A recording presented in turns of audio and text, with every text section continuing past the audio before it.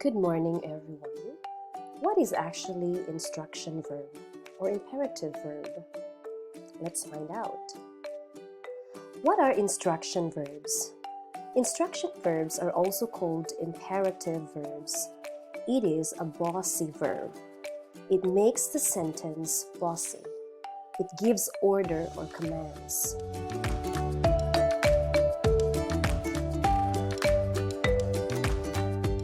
Now, please be reminded that instruction verbs are also known as imperative verbs, and there are two kinds of imperative verbs or instruction verbs. One of them is the so-called command, and the other one is request. Now, our main focus is more on the command one, the bossy verb, so to say. So, for example, do this, put this. The bossy verb or the instruction verb is called do and put here. So it gives direct instruction. It's like ordering you to do something. While the other type of instruction verbs or imperative verb is the so-called request. So this is the one that is polite. We call it the polite verb because we use polite words such as please and kindly. So for example, please do this for me. Please take this one. Please open the door. Kindly open the door. But I just want to emphasize a little bit on the request side because some of us makes mistakes on the usage of please and kindly. Bear in mind that you cannot use please and kindly together in one sentence. Use them one by one. Use either of them. So for example, if you say, please kindly open the door for me, that is really incorrect because you use both please and kindly together. But rather, you can say, please open the door for me, or you can say, kindly open the door for me. So please choose either one of them and never put them together in one sentence. But as I said, our main focus is on the command one, the bossy one, okay? Let's find out. Check these sentences. I want you to think while you're reading the sentences and identify the bossy verb or the instruction verb or the command, so to say. Mix the flour and eggs together. Get my phone. Turn off the lights. Do your homework.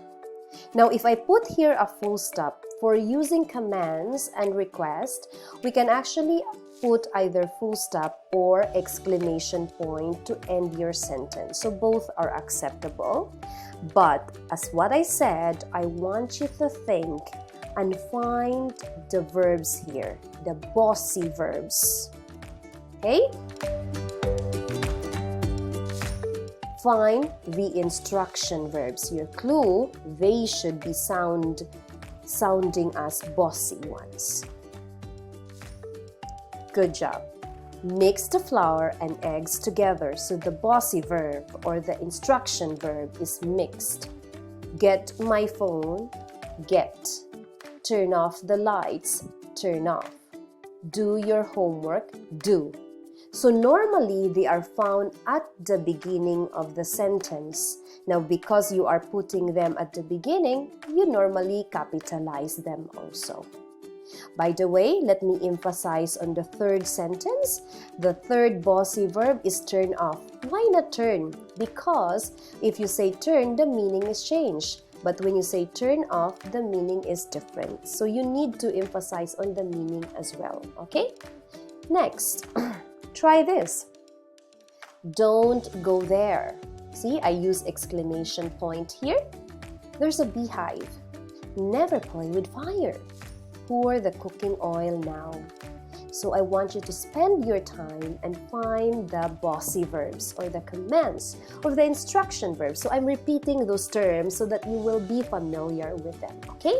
But don't be confused with it, okay? So I think that's enough. Let's find out the instruction verbs. Okay, let's see if your answers are right. Okay, so here you go. Don't go there. It's don't go. Don't put go only. So remember, it's very important that don't go. Okay, the meaning means you are not allowed to go. Never play. Never play is the bossy verb, and poor for this. So as you see, there's a negative word don't and never. Put them also, okay? So don't forget that. I hope this clarifies the lesson about instruction verbs, imperatives, or commands. Don't try to mix them up. Just be very careful with the terms used by your teacher, okay? I hope it explains the lesson. Thank you, everyone. I hope you had a great day.